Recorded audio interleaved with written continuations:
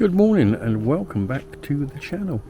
Today you find me just really outside Brands Hatch. Just found a lovely little church called St Edmunds. So I thought we'd take a little look around it while we're here. Yeah, it's West Kingsdown we're in, but yeah, it's just up from Brands Hatch. But I say a delightful church. Just on the outside here, you've got a lovely little walk-in. Pathways, etc., through trees, etc., and yeah, a lovely graveyard just outside the main wall, leading to a beautiful gate, an archway there, quite beautiful. But we'll go through the little side gate, get a look at the church itself. Look at that, isn't that delightful? Lovely day, early July. A lovely graveyard. Very well maintained. Oh, some big old yew trees here. Very large. That's delightful. Look at that.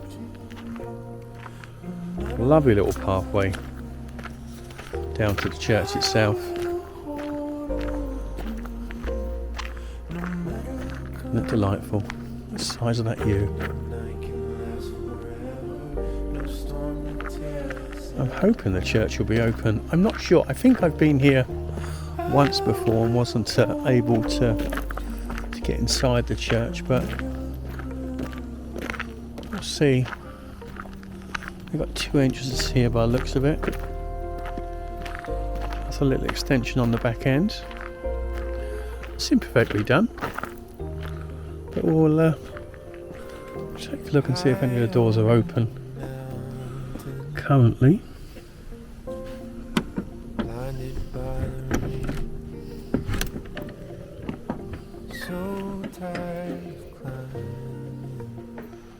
Well, isn't that delightful? At least we found it open. Such a lovely door as well. Unusual to have a window. Oh my god, look at this little spiral staircase. That's so delightful. Anyway, that door brought us in to the top of the church itself. And a good look down the aisle here. Lovely old fonts. All very different when you go to these churches. They have similarities, but they're all quite different. And the spiral staircase leads up to a gallery, as you can see. Beautiful. Lovely stained glass window up there. It's quite a small church actually, but I'm sure it's only a small little parish. But look at that delightful window there. Some beautiful etching or drawings within the window itself, which have faded over the years. Lovely little window to the side of that. It's quite an unusual church actually. Quite an enclosed ceiling. You've just got some English oak there, beams, supports. But other than that, it's just enclosed with plaster. It's a simple church, as I say. The windows are quite simple. There's not much lead light there. Just lead light. Sorry, not much stained glass, but other than the top part of the window itself. But delightful nevertheless. So let's take a little look down the main aisle to the altar.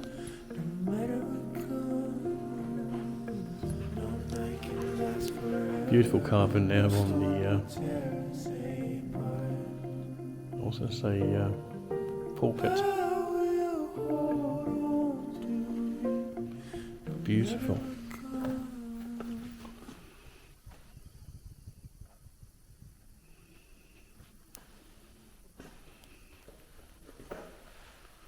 There's the actual pulpit. Fairly plain. Lovely little door to the side of the church. Lovely altar. Look at the carvings down there. Leads up to a lovely, what would have been a candlelight holder there. Beautiful stained glass window. And as I say, the carving on that back wall is exceptional.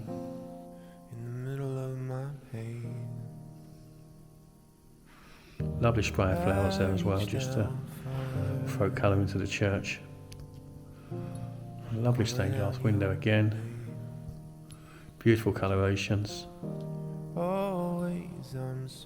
It's actually looks like it's donated actually in February 25th, 1880, so still a fairly old window. Obviously not original to the church itself, but beautiful. And coming down to the altar, again very simple but quite beautiful. Yeah, exquisite. Just show you this window to the right hand side. Again, extremely lovely. Again, February 25th, 1880.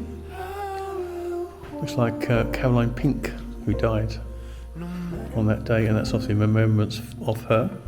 Oh, and again, there's a big candelabra there hanging down. With a little look down from the altar to the back of the church, you can see. So you can see that raised area, seating area there. It's beautiful. So yeah, what a lovely little church. I'm glad we got in this time to have a quick look around. There's no interments in here, all solely outside. I'm not sure of the age of the church, but I'll try and put that in the description to give you some idea.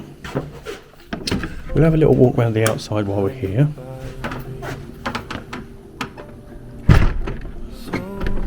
As I say, massive yew tree there, many hundreds of years old. Look at the size of it. We're just walking around the back end here, but that's very sympathetically done, this little extension here. Not sure what they do, but as I say, it's a lovely little place. We'll come around the back. Oh, it looks like some kind of meeting area actually. As you can see, delightful. Lots of graves there over underneath the trees. This area is fairly open. Can't see any interments here at all, but that's the back end of the church.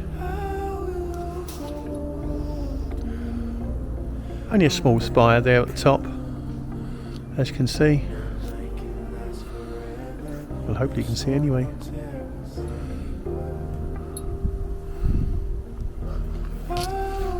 Such a delightful day. Just a soft breeze. Gentle breeze, I should say, and beautiful sunshine. Lovely old gravestones over there.